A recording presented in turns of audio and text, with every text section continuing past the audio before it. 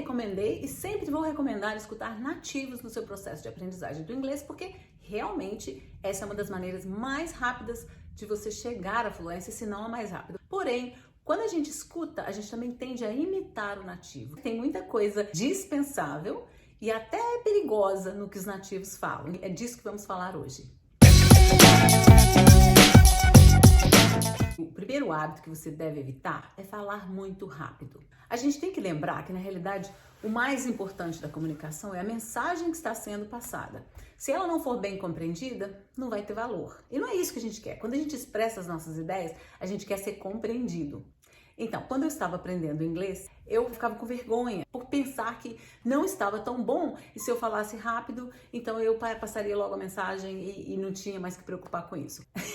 É um grande erro, porque na verdade o que acontece? Eu falo muito rápido, eu não sou compreendida e eles vão me pedir para repetir. Então era falta de confiança mesmo em mim, falta de confiança no meu inglês. E assim, quando a gente aprende, especialmente depois de uma certa idade, você vai ter um sotaque, isso não tem jeito. E falar rápido com sotaque, obviamente, vai atrapalhar a compreensão do outro. E não é isso que a gente quer. E aqui também a gente tem que lembrar que, na realidade, a gente pensa que todo nativo fala rápido e não é necessariamente verdade.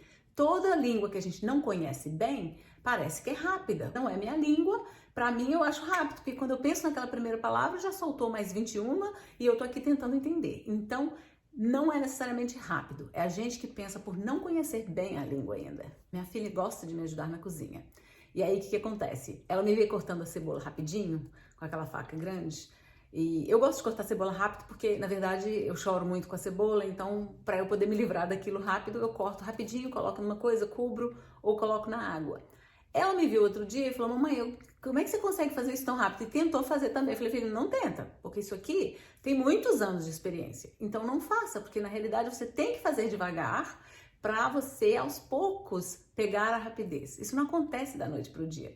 E é uma analogia que parece boba, mas parece muito com o processo de aprender inglês assim. Porque a gente quer falar, a gente aprendeu a falar e a gente quer correr. Por qualquer que seja o motivo. Não dá certo, com certeza não é uma coisa que vai funcionar se você fizer com pressa. Tem mesmo pessoas que falam super rápido, isso aí não tem jeito, qualquer língua vai ter. Assim também é no inglês, tem nativos que falam de uma maneira que você fala, meu Deus, o que está acontecendo? Relaxa. É verdade, essa parte também.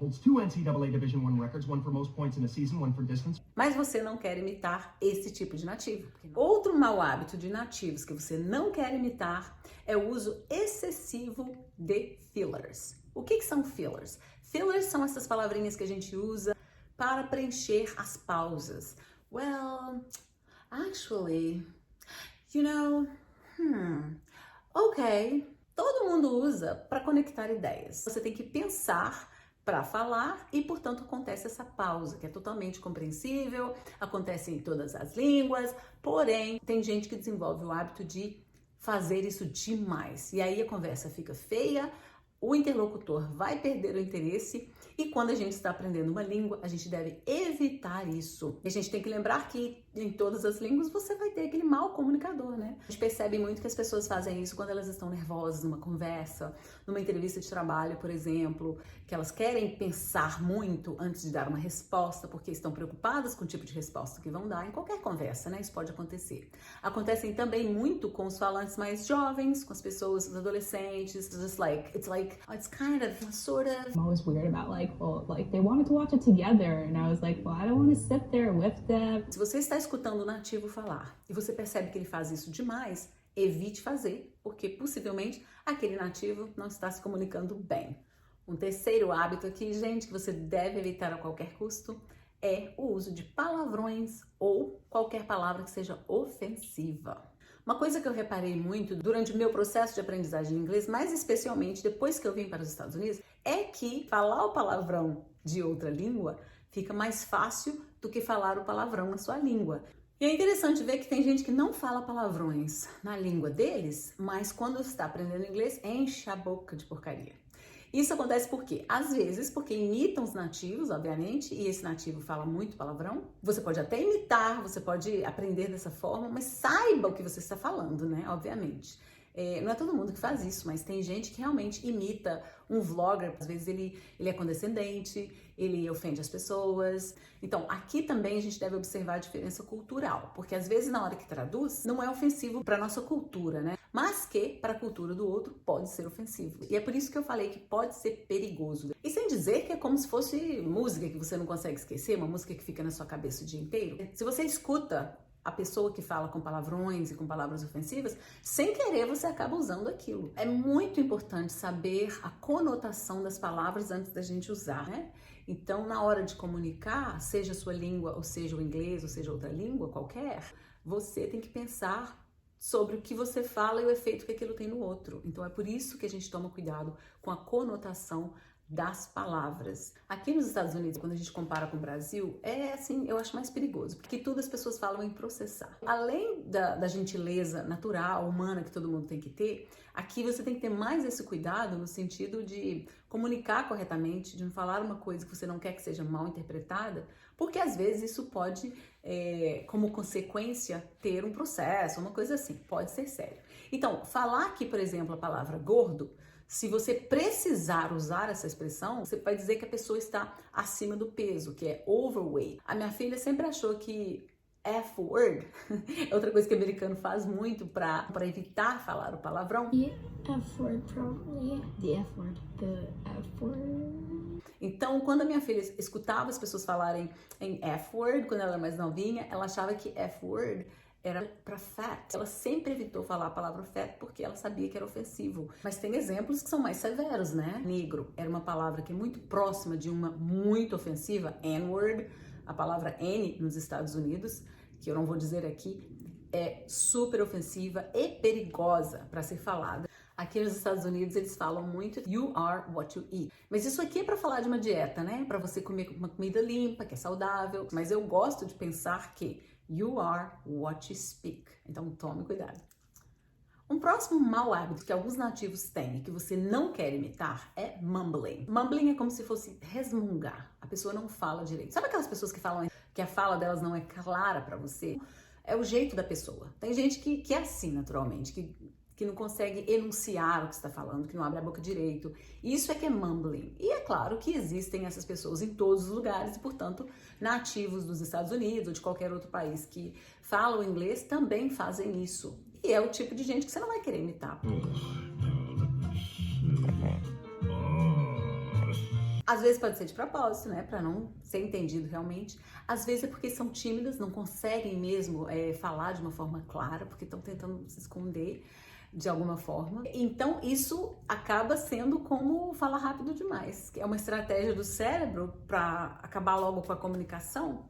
Mas o problema que isso acontece é que a pessoa com quem você está comunicando, o interlocutor, se ele estiver realmente interessado no que você está falando, ele vai te pedir para repetir. E muitas vezes as pessoas fazem isso de maneira inconsciente, né? E aí por que eu tô falando disso então ser inconsciente? Porque a partir do momento que você sabe que existe, tente evitar. Mas aqui, especialmente, eu tô dizendo para não imitar pessoas que falam dessa forma, porque não é um bom exemplo falar assim, seja ele consciente ou não consciente. E o último mau hábito aqui, gente, porque a gente deve evitar a qualquer custo, falar muito alto ou muito baixinho. E esse é um problema também que pode acontecer consciente ou inconscientemente. Mas que eu estou falando para a gente prestar atenção nisso e não repetir as pessoas que fazem no seu processo de aprendizagem do inglês. Às vezes, na cabeça da pessoa, ela pensa que ela não está sendo entendida, ao invés de procurar outra sentença, outra forma de expressar o que ela quer dizer, ela então aumenta o tom de voz e acaba gritando. Aí fica uma coisa feia também, né? E aí tem também aqueles que falam baixinho demais, que também pode acontecer de uma forma consciente ou inconsciente. Esse é um problema tipo do mumbling. A pessoa fala muito baixinho porque está faltando confiança naquilo que fala. Pode ser com relação à língua, pode ser com relação à mensagem. Mas o fato é que quando você abaixa a voz demais, as pessoas podem perder o interesse e se estiverem interessadas vão te pedir para repetir. Então, aquela tentativa de esconder já falhou de novo, assim como acontece no outro processo, né? É claro que a gente vai mudar o tom de voz, onde a gente vai estar também. Eu não vou gritar numa biblioteca. Se eu tiver que falar, vou falar baixinho, né? Então, a gente já sabe dessas coisas. O que eu estou falando aqui é de gente que tem aquela comunicação estranha, né? Ou muito baixa, ou muito alto, e não é legal. Eu vejo muito acontecer com quem está aprendendo inglês, é que às vezes eles falam uma sentença, e aí eles mudam, quando termina a sentença, eles abaixam o tom de voz. Isso é típico de quem não está com muita confiança no que está falando. Então, uma boa maneira de consertar isso na realidade é perguntar, é perder a timidez e perguntar. Ah, eu tô falando isso, mas você me corrige se eu estiver errado? Ah, eu não sei se eu pronunciei certo. Então, termina tudo que você vai falar no mesmo tom de voz. Se você achou que você não usou aquela palavra com a pronúncia correta, pergunta para o seu interlocutor. Eu, por exemplo, pedi às pessoas para me corrigir quando eu estava aprendendo, morando com americanos, outra maneira de aprender, e a pessoa vê o seu interesse e tudo, e você aprende muito mais rápido. Usa aquelas sentençazinhas tipo, did you understand me? Did I pronounce it right? E, gente, só para fechar aqui, é bom a gente lembrar que aprender uma língua não é simplesmente traduzir a língua. Aprender uma língua é aprender a cultura de um lugar. No caso do inglês, de vários lugares, de várias situações e de contextos diferentes. Aprender uma língua é imitar, sim, mas só tome cuidado na hora de imitar. Compreenda o contexto antes de usar o que você aprendeu com alguém numa comunicação de verdade, para então não correr o risco de ofender, não correr o risco burlando as regras da cultura do outro.